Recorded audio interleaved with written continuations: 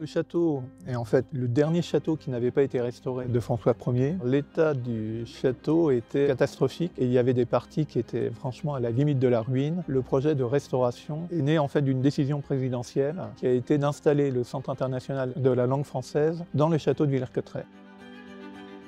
C'est probablement le deuxième ou troisième plus grand projet de restauration de monuments historiques après Notre-Dame. L'espace central fonctionne en réalité comme un atrium qui permet d'accéder à tous les espaces du monument. Donc l'idée d'une couverture de la cour du jeu de paume s'est assez naturellement imposée. La cour du jeu de paume a des dimensions en longueur de 37 mètres x 17 mètres de largeur. La Valière, elle s'inscrit dans le projet en tant que, disons, élément central. L'espace qu'on avait en hauteur, c'était 1,80 m pour une flèche de 1,40 m. Le tonnage final en acier, c'était du 65 tonnes et le vitrage, 35 tonnes.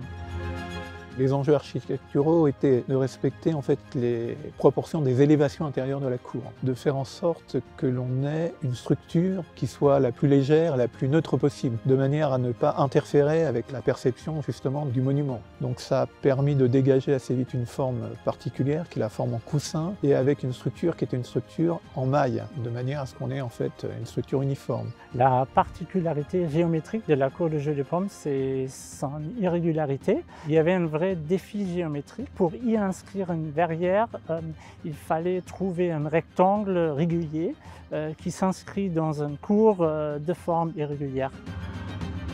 La complexité de la Valière au niveau structurel, ça dérive du fait que les poutres en diagonale présentent des cheminements des forces assez longues et des voûtes ou coques avec une flèche très faible présentent un risque de perte de stabilité. Cette structure, avec sa poutre de rive, son maillage diagonal des poutres et les câbles, fait une structure autostable qui flotte quasiment sur l'ancienne maçonnerie. C'est pourquoi on a caché les appuis dans les réservations qui étaient creusées dans l'ancienne maçonnerie.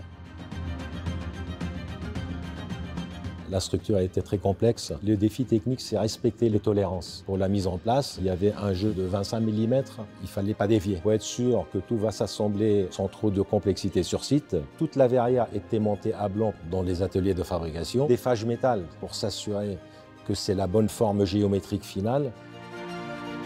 Dans notre méthodo, il y avait à chaque étape du projet, du réglage et de la tension dans les câbles pour assurer cette forme géométrique.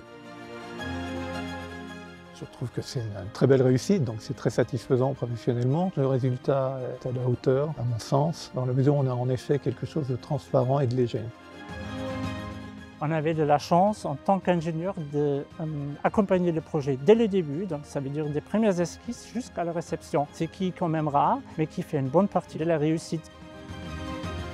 C'est une fierté personnelle et une fierté pour toute l'équipe des Phages Métal qui a participé à cet enjeu. C'est un challenge technique et humain, c'est un projet de haute technicité et espérons que cette aventure se répétera.